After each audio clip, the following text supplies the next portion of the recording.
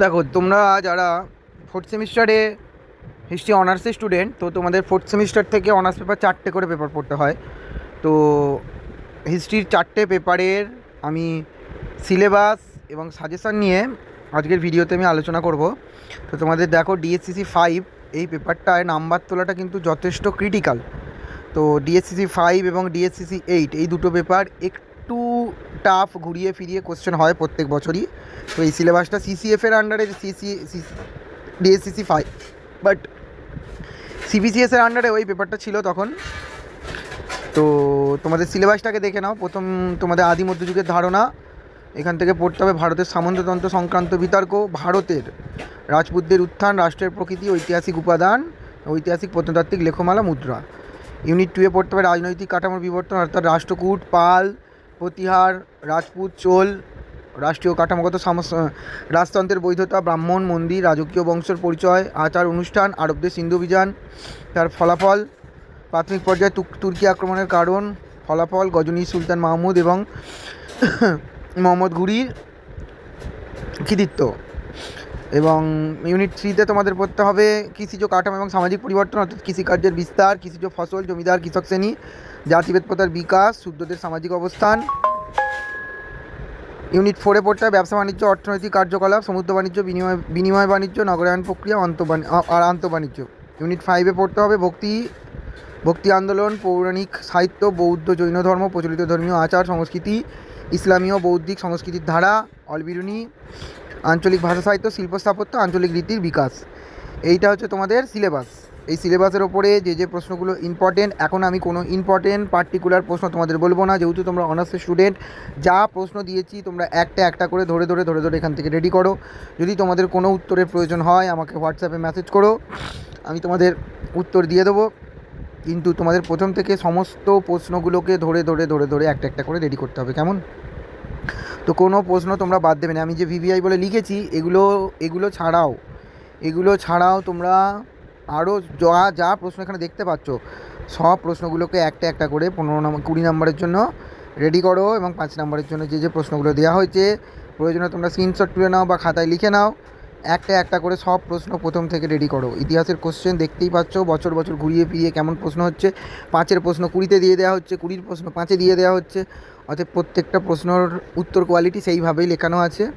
তো তোমাদের যদি প্রয়োজন হয় তোমরা আমার সঙ্গে কন্ট্যাক্ট করো, তো আমি তোমাদের উত্তর দিয়ে দেবো। তো এখানে যে প্রশ্নগুলো তোমরা দেখলে, সেই প্রশ্নগুলোকে প্রথম থেকে ধরে প্রশ্ন সংখ্যা হিউজ, প্রশ্ন সংখ্যা বেশি আমি মানছি, কিন্তু যেহেতু তোমরা অনার্সের স্টুডেন্ট, তোমাদের একটু বেশি প্রশ্ন করে রাখাটাই আমার মনে হয় কাম্য। তাহলে পরীক্ষার খাতায় গিয়ে তোমাদের হাত রাখতে হবে না, বা বলতে পারবে না এই কোশ্চেনটা কমন পেলাম না, ওই কোশ্চেনটা কমন পেলাম না। পরীক্ষার আগে আমি final suggestion, last minute suggestion যখন দেবো, তখন আমি এখান থেকে বেছে 4-5-6টা করে প্রশ্ন আমি তোমাদের বলে দেবো, যেটা প্রত্যেকবার দিয়ে থাকি। তোমরা যদি বই কিনতে চাও, এই বইগুলো আমি রেফার করে দিলাম, এই বইগুলো তোমরা কিনতে পারো। এবার আসি অনার্সের ডিএসসিসি 6 পেপারে সিলেবাসটা দেখে নাও। হিস্ট্রি অফ ইউরোপে সামন্ততন্ত্র থেকে ধনতন্ত্র, উত্তরণ বিতর্ক, যুগ সন্ধিক্ষণ বিতর্ক, নতুন বিশ্ব মহাদেশীয় অভিযান, উদ্দেশ্য, পর্তুগিজ শ্রেণীয় সমৃদ্ধ অভিযান, ইউরোপীয় রেনেসাঁস, সামাজিক প্রেক্ষাপট, রেনেসাঁস মানবতাবাদ, ধ্রুপদী সংস্কৃতির নবরূপে আবিষ্কার, ইতালীয় রেনেসাঁস এবং শিল্পকলা সংস্কৃতি, শিক্ষা, রাজনৈতিক চিন্তাধারায় এর প্রভাব, সমগ্র ইউরোপের বিস্তার, রেনেসাঁসের বিস্তার, ধর্ম সংস্কার আন্দোলনের উৎপত্তি পর্যায়ে, মার্টিন লুথারের মতবাদ, জন কেলভিনবাদ, উগ্রবাদী ধর্ম সংস্কার আন্দোলন, অ্যানাবাপিস্ট, ইউগেনাটস, ইংল্যান্ডের ধর্ম সংস্কার আন্দোলনের রাষ্ট্রের ভূমিকা, প্রতিধর্ম সংস্কার আন্দোলন। এবং ইউনিট 5-এ অর্থনৈতিক প্রগতি, অর্থনৈতিক শক্তির প্রাণকেন্দ্রের স্থানান্তর, ভূমধ্যসাগর থেকে আটলান্টিক মহাসাগর পর্যন্ত, বাণিজ্যিক বিপ্লব, মূল্য বিপ্লব। এবার ইউনিট 6-এ আছে নিরঙ্কুশ জাতীয় রাজতন্ত্রের উত্থান বিকাশ, আধুনিক ইউরোপীয় রাষ্ট্র ব্যবস্থার গোড়াপত্তন। এই হচ্ছে তোমাদের ডিএসসিসি 6-এর সিলেবাস। ওই সিলেবাসের ওপর এই বইগুলো তোমরা কিনতে পারো রেফারেন্স হিসাবে, যারা অনার্সের স্টুডেন্ট। তো কোন প্রশ্নগুলো তোমরা প্রথম থেকে রেডি করবে, দেখো আমি 20 নম্বরের জন্য যে প্রশ্নগুলো দিয়েছি, সব প্রশ্ন ধরে একটা করে রেডি করো। তোমরা প্রয়োজনে আমার সঙ্গে যোগাযোগ করতে পারো, যদি কোনো উত্তরের প্রয়োজন হয়।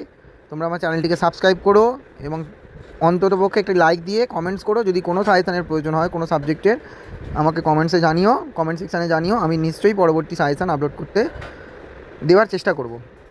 তো দেখে নাও, এই প্রশ্নগুলো 20 নম্বরের জন্য রেডি করছো তোমরা। হ্যাঁ, প্রশ্ন সংখ্যা বেশি, অনেক সাজেশান তোমরা দেখছো, সেখানে অনেক কম প্রশ্ন দেওয়া রয়েছে। আলটিমেট লাভ কিছু হবে না, পরীক্ষার খাতায় তোমরা গিয়ে দেখতেই পেয়ে যাবে যে যত বেশি প্রশ্ন করে থাকবে, প্রশ্ন কমন পাওয়ার সম্ভাবনা ততটাই বেশি তোমাদের হবে। আর পরীক্ষার আগে আমি তো তোমাদের এখান থেকে বেছে কোশ্চেন দিয়ে দেবো, সেটা নিয়ে তোমরা চিন্তা করো না। আমি বলবো তোমরা প্রথম থেকে সমস্ত প্রশ্ন ধরে ধরে খাতায় উত্তর করো এবং অভ্যাস করো। এখনও এই সবে থার্ড সেমিস্টার পরীক্ষা শেষ হয়েছে, ফোর্থ সেমিস্টার শুরু। যেহেতু তোমরা অনার্সের স্টুডেন্ট, তোমাদের বিগত 4 বছর ধরে গ্র্যাজুয়েশন করতে হবে, তাই তো আমার মনে হয় সমস্তটাই ডিটেলসে পড়ে রাখা ভালো। 5 নম্বরের প্রশ্নগুলো দেখে নাও। এবারে এই হলো তোমাদের ডিএসসিসি 6। ডিএসসিসি 7-এর জন্য তোমরা কি পড়বে দেখে নাও। ডিএসসিসি 7-এর সুলতানি যুগ আছে, দিল্লি সুলতানি সাম্রাজ্যের ব্যাখ্যা, উপাদানের পুঙ্খানুপুঙ্খভাবে পরীক্ষা করা, ফার্সি তারিখ সাহিত্য, আঞ্চলিক ইতিহাস লেখো, সুলতানি যুগের রাজনৈতিক গঠন, দিল্লি সুলতানি প্রতিষ্ঠা, সম্প্রসারণ, দৃঢ়ীকরণ, সমন্বয় সাধন, খলজি বংশ, তুগলক বংশ, মঙ্গল হুমকি, তৈমুরলঙের ভারত আক্রমণ, উত্থান পতন, সৈয়দ বংশ, লোদি বংশ, বহলাল লোদি, সিকন্দর লোদি, পানিপথের প্রথম যুদ্ধ, ইব্রাহিম লোদি, রাজত্ব তত্ত্ব, শাসক, অভিজাত্য, সুফি, উলেমা, রাজনৈতিক কৃতিত্ব, সাম্রাজ্য, স্মৃতিস্তম্ভ, মুদ্রা, আঞ্চলিক রাজবংশগুলির উত্থান, বহমনি রাজ্য, বিজয়নগর রাজ্য, গুজরাট, মালব, জৌনপুর, বাংলা, আঞ্চলিক পরিচয়, দৃঢ়ীকরণ, আঞ্চলিক শিল্প, স্থাপত্য, সাহিত্য, সমাজ এবং অর্থনীতি, ইক্তা ব্যবস্থা, রাজস্ব মুক্তিদার বা ভূমিদান ব্যবস্থা, কৃষিকাজে উৎপাদন প্রযুক্তি, গ্রামীণ সমাজের পরিবর্তন, ভূমি রাজস্ব ব্যবস্থা, মুদ্রায়ন, বাজার নিয়ন্ত্রণ, নগরগুলির সমৃদ্ধি, ব্যবসা বাণিজ্য এবং মহাসাগরের বাণিজ্য। এছাড়া ইউনিট 4 ধর্ম সংস্কৃতি, সুফি সিলসিলা, চিস্তি, সুহরাবর্দী মতবাদ, ভক্তি আন্দোলন, উত্তর দক্ষিণ ভারতে একেশ্বরবাদী ঐতিহ্য, নারী ভক্ত, নাথপন্থা, কবি নানক, শান্ত ইত্যাদি, সুফি সাহিত্য, দিল্লি সুলতানি সাহিত্য। এই হলো তোমাদের সিলেবাস ডিএসসিসি 7। এবং কী কী বই দিয়েছি আপাতত এই বইগুলো তোমরা অভ্যাস করতে পারো। আর সিলেবাস দেখে নাও। 20 নম্বরের প্রশ্ন আমি বলবো একটা করে ধরে ধরে সব উত্তর রেডি করো, সব। আমি এখন কিচ্ছু বলবো না যে এই প্রশ্নগুলো থেকে এই প্রশ্নগুলো রেডি করো। আমি পরীক্ষার আগে লাস্ট মিনিট যখন সাজেশন দেবো তখন আমি বলে দেবো। তো যদি তোমাদের ভিডিওটা ভালো লাগে একটি লাইক দিও, কমেন্টস করো এবং আমার চ্যানেলটিকে সাবস্ক্রাইব করো। দেখে নাও সাজেশান। এবং এই হলো 5 নম্বরের প্রশ্ন এই পেপারের। এই প্রশ্নগুলোকে তোমরা রেডি করো, প্রথম থেকে ধরে ধরে রেডি করো। এবার আসি ডিএসসিসি 8 লাস্ট পেপার, হিস্ট্রি অনার্সে। ডিএসসিসি 8 হচ্ছে ডিএসসিসি 8 হিস্ট্রি অফ ইউরোপ আছে, 1650 থেকে 1780। মুদ্রণ বিপ্লব, যুদ্ধের কৌশলগত বিপ্লব, সপ্তদশ শতকে ইউরোপের সংকট, সামাজিক অর্থনৈতিক পরিবর্তন, ইংল্যান্ডের বিপ্লব, মূল ঘটনা প্রবাহ, রাজনৈতিক বৌদ্ধিক ঘটনা, বিজ্ঞান বিপ্লব, বৈজ্ঞানিক প্রতিষ্ঠানের উত্থান, মার্কেন্টাইলবাদ, ইউরোপীয় অর্থনীতি, ইউরোপীয় শিল্প বিপ্লবের পূর্বের অবস্থা, সপ্তদশ অষ্টাদশ শতকে ইউরোপের রাজনীতি, সংসদীয় রাজতন্ত্র এবং ইউরোপের নিরঙ্কুশ রাজতন্ত্র। এই হচ্ছে তোমার সিলেবাস। এই সিলেবাসের ওপর যে প্রশ্নগুলো তোমাদের পড়তে হবে, প্রশ্নগুলো দেখে নাও কোন কোন প্রশ্নগুলো তোমরা রেডি করবে 20 নম্বরের জন্য। পরপর ধরে ধরে একটা করে প্রত্যেকটা প্রশ্নকে তোমরা খুব ভালোভাবে রেডি করো প্রথম থেকে। প্রশ্ন সংখ্যা হিউজ, কিন্তু তোমরা পড়লে তোমরাই বেশি লাভবান হবে, আমি এটুকু তোমাদের বলতে পারি। পরীক্ষার আগে আমি লাস্ট মিনিট সাজেশন দিয়ে দেবো। তোমরা এই প্রশ্নগুলো 20 নম্বর এবং 5 নম্বরের জন্য এই প্রশ্নগুলো রেখেছি।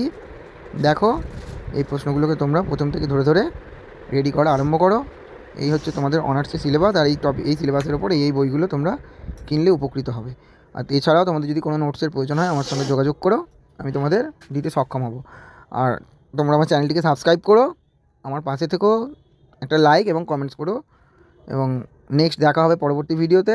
তোমরা সবাই সুস্থ থেকো এবং ভালো থেকো।